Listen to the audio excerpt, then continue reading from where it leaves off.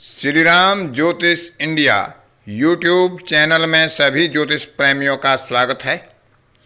आज की कक्षा का विषय प्रसंग है सूर्य के नक्षत्र बिंदुओं का ज्ञान और उनका जातक के जीवन पर प्रभाव, दशा गोचर में प्रभाव और विशेषकर सर्वतोभद्र चक्र में उनका प्रभाव बहुत अच्छी तरह से देखा जा सकता है।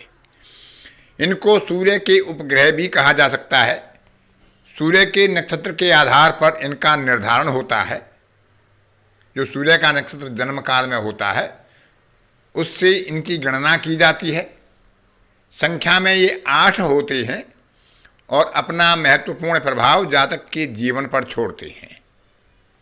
कभी कभी अनेकों उपाय करने के बाद भी, अनेकों साधनाएं करने के बाद भी, रत्न, आभूषण, रुद्राक्ष आदि पहनने के बाद भी जातक को संबंधित क्षेत्र में सफलता नहीं मिलती है, क्योंकि वह प्रारब्ध के द्वारा उसे प्राप्त होना है। उस संकट को टाला नहीं जा सकता है, उसके लिए उपाय नहीं किए जा सकते हैं। तो ऐसी ही संभावनाएं सूर्य की जो नक्षत्र बिंदु होते हैं उनसे प्राप्त होती है। एक व्यक्ति बहुत निर्धन अवस्था में होता है, आकस्मिक रूप से उसको बहुत जबरदस्त लाभ हो जाता है। वह कोई प्रयास नहीं करता है, कोई पूजा पाठ नहीं करता है, कोई रत्न धारण नहीं करता है, कोई रुद्राक्ष नहीं पहनता है, उसके लिए प्रयास भी नहीं करता है और अनायास ही उसे आकस्मिक रूप से बहुत अच्छा लाभ प्राप्त हो जाता है। तो यह सब पिछले जन्मों के कर्मों के आधार पर बनने वाले प्रारब्ध का फल होता है। दृढ़ मूल कर्म, अदृढ़ मूल कर्म और दृढ़ अदृढ़ मूल कर्म के आधार पर तय होता है कि किस फल को जातक अपने प्रयासों से प्राप्त कर सकता है और किस फल को उनके बदला नहीं जा सकता है। तो आज की कक्षा में सूर्य के नक्षत्र बिंदुओं के ज्ञान के आधार पर उन्हीं संभावनाओं को तलाशने का प्रयास करेंगे कि किस प्रकार से जन्म पत्रिका में उन संभावनाओं को तलाश किया जाए कि कौन से कर्म ऐसे हैं जिनको परिवर्तित नहीं किया जा सकता। तो विचार करते हैं सूर्य के नक्षत्र के आधार पर गणना करके उन नक्षत्र बिंदुओं की और उनके होने वाले विशिष्ट प्रभाव की। जन्म काल में सूर्य जिस नक्षत्र में विराजमान होता है उस नक्षत्र को एक मानकर हम प्रारंभ करते हैं गणना। तो उससे जो 5वां नक्षत्र होता है उसको विधुनमुख नक्षत्र कहा गया है। एक नक्षत्र कभी कभी एक ही भाव में होता है, कभी कभी वह 2 भावों में आ जाता है। जो त्रिपाद और द्विपाद नक्षत्र हैं वह 2 भावों में आ जाते हैं। सूर्य के नक्षत्र से 8वां नक्षत्र शूल होता है। सूर्य के नक्षत्र से 14वां नक्षत्र सन्निपात होता है। सूर्य के नक्षत्र से गणना करने पर 18वां नक्षत्र केतु होता है।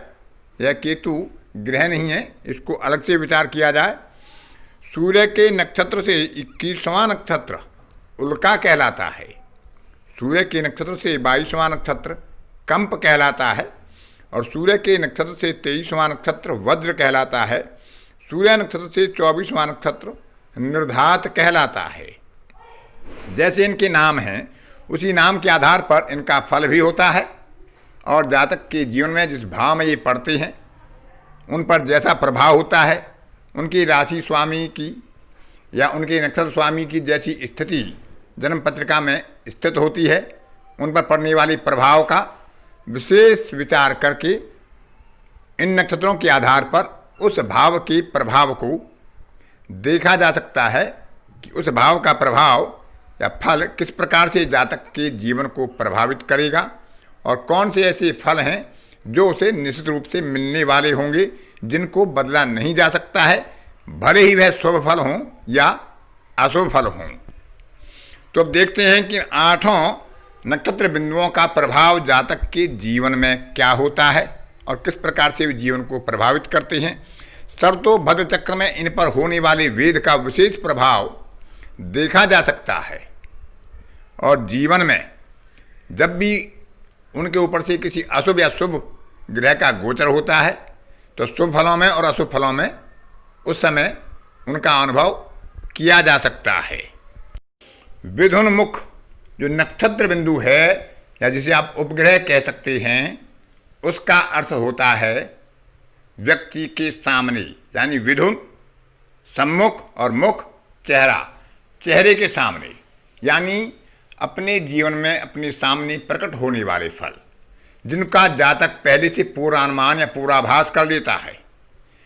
किसी घटना का उसे पहले से आभास होता है, उसकी जानकारी उसे पहले हो जाती है कि वह घटना उसके सम्मुख प्रकट होने वाली है और उसे टाला नहीं जा सकता है, और ऐसा आभास व्यक्ति को हो जाता है। अपने जीवन में किसी न किसी रूप में वह आभास हो जाता है। वह आभास शुभ घटना का भी हो सकता है, अशुभ घटना का भी हो सकता है, और वह घटना होना तय होती है, निर्धारित होती है, उसे परिवर्तित नहीं किया जा सकता है। उससे संबंधित फल जातक को पहले से ही आभास हो जाते हैं, और जो पूर्वाभास व्यक्ति को होता है वह उसी भाव से संबंधित होता है जिस भाव में यह नक्षत्र पड़ता है। यदि यह मार्ग भाव में पड़ता हो, अष्टम भाव में पड़ता हो, तो ऐसे जातक को अपनी वाणी के द्वारा, व्यवहार के द्वारा अपनी मृत्यु का पूर्वाभास हो जाता है। दूसरा नक्षत्र बिंदु शूल है। शूल का अर्थ होता है कष्ट, कांटा, बाधा, जिसको जातक स्वयं ही अनुभव करता है। वह किसी को कह नहीं पाता, उसके उस दुख को, उस कष्ट को अन्य व्यक्ति देख नहीं पाते, वह स्वयं ही उसे अनुभव करता है। उदाहरण के लिए मान सकते हैं कि कोई व्यक्ति अपने जीवन साथी से पीड़ित होता है, लेकिन वह उस व्यथा को दूसरों के सामने प्रकट नहीं कर पाता। वह शुभ फल हो तो उसके लिए वह चिंतातुर रहता है कि वह शुभ फल हमसे दूर ना चला जाए, और अशुभ फल होता है तो उसके अनुभव को भी वह स्वयं ही देखता है और किसी से कह नहीं पाता।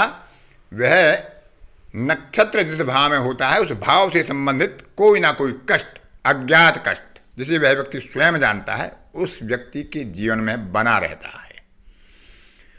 अगला नक्षत्र बिंदु है सन्निपात। इसका अर्थ है वैचारिक पुनरावृत्ति। एक बालक कोई जिज्ञासा पूछता है, कोई प्रश्न पूछता है, उसका उत्तर उसे दे दिया जाता है, वह संतुष्ट हो जाता है, लेकिन पुनः वह उसी प्रश्न को दोबारा पूछता है। तो ऐसी पुनरावृत्ति है, ऐसी बार बार जिज्ञासा है, किसी विषय के लिए बार बार चिंतन, बार बार चिंता करना। यह सन्निपात नक्षत्र जिस भाव में होता है उस भाव के प्रति ऐसी संभावनाएं अधिक होती हैं। उस भाव से संबंधित किसी अपने संबंधी के प्रति या किसी विषय विशेष के प्रति जातक के मन में एक सतत चिंता बनी रहती है। उसे पर्याप्त उत्तर मिलने के बाद भी उसका समाधान उसे नहीं हो पाता है, और वह बार बार उस चिंता को प्रकट करता है। अगला नक्षत्र बिंदु है केतु। केतु का अर्थ है ध्वजा, यानी कि किसी मान सम्मान और प्रतिष्ठा को बढ़ाने वाला, विजय दिलाने वाला, सफलता दिलाने वाला, और सफलता के बाद ध्वजारोहण करना, विजय पताका फहराना, सम्मान प्राप्त करना, उस भाव के आधार पर अपनी पहचान प्राप्त करना। केतु नाम का जो नक्षत्र बिंदु है वह जिस भाव में पड़ता है उस भाव से संबंधित ही होता है। उस भाव से संबंधित सफलता के आधार पर व्यक्ति की पहचान होती है, उसे मान सम्मान प्राप्त होता है। और जब भी यहाँ से किसी अशुभ ग्रह का गोचर होगा या अशुभ ग्रह का यहाँ बैठना होगा, स्थिति होगी, तो उसे अपमान और अवमानना भी झेलनी पड़ती है, क्योंकि हर नक्षत्र बिंदु के शुभ फल होंगे जब वहाँ से शुभ ग्रह का गोचर होगा, और अशुभ फल होंगे जब वहाँ से किसी पाप ग्रह का गोचर या पाप ग्रह का वेद विशेषकर सर्तो भद्र चक्र में होगा। अगला नक्षत्र बिंदु है उल्का। उल्का आपने देखा होगा, आसमान में एक तारा टूटता है, क्षणिक समय के लिए प्रकाशमान होता है और उसके बाद वह लुप्त हो जाता है, वह दीर्घकालिक नहीं होता। तो ऐसे नक्षत्र बिंदु जिस भाव में बैठते हैं उस भाव के फल के लिए जातक को एक क्षणिक प्रकाश मिलता है जिसमें वह उस भाव के फल को देख पाता है। लेकिन बहुत कम भाग्यशाली व्यक्ति होते हैं जो उस प्रकाश का लाभ उठा पाते हैं। यह उस ग्रह के जो उल्का उपग्रह है उसके नक्षत्र स्वामी, उसकी राशि स्वामी और उस भाव में बैठने वाली ग्रह के ऊपर होता है। लेकिन कुछ लोग उस अवसर को गंवा देते हैं। क्षणिक प्रकाश में जो लाभ उन्हें मिलने वाला होता है उसको वह अपने निर्णय में देरी के कारण या किसी अन्य कारण से गंवा देते हैं, उसका लाभ नहीं उठा पाते हैं, जिसके लिए उन्हें आजीवन एक पछतावा भी रहता है। तो ऐसी स्थिति में क्षणिक प्रकाश यानी उल्का नक्षत्र बिंदु जहाँ पड़ता है तो शीघ्र निर्णय लेकर उस क्षणिक प्रकाश को दिखाने वाले शुभ फलों को ग्रहण करना भाग्यशाली व्यक्ति उसका लाभ उठा पाते हैं। कंप अगला नक्षत्र बिंदु है। कंप का मतलब होता है भय, कांपना, आशंका, यानी जिस भाव में यह नक्षत्र बिंदु विराजमान होता है उस भाव से संबंधित फलों के प्रति जातक भयभीत रहता है। फल होंगे लेकिन उसे खोने का डर उसे बना रहेगा, और यह फल भी अपरिवर्तनीय होता है, इसका परिवर्तन नहीं होता। जो उसे खोना होता है वह खोएगा, लेकिन उसके लिए मन में उसकी आशंका और चिंता पहले से बनी रहेंगी।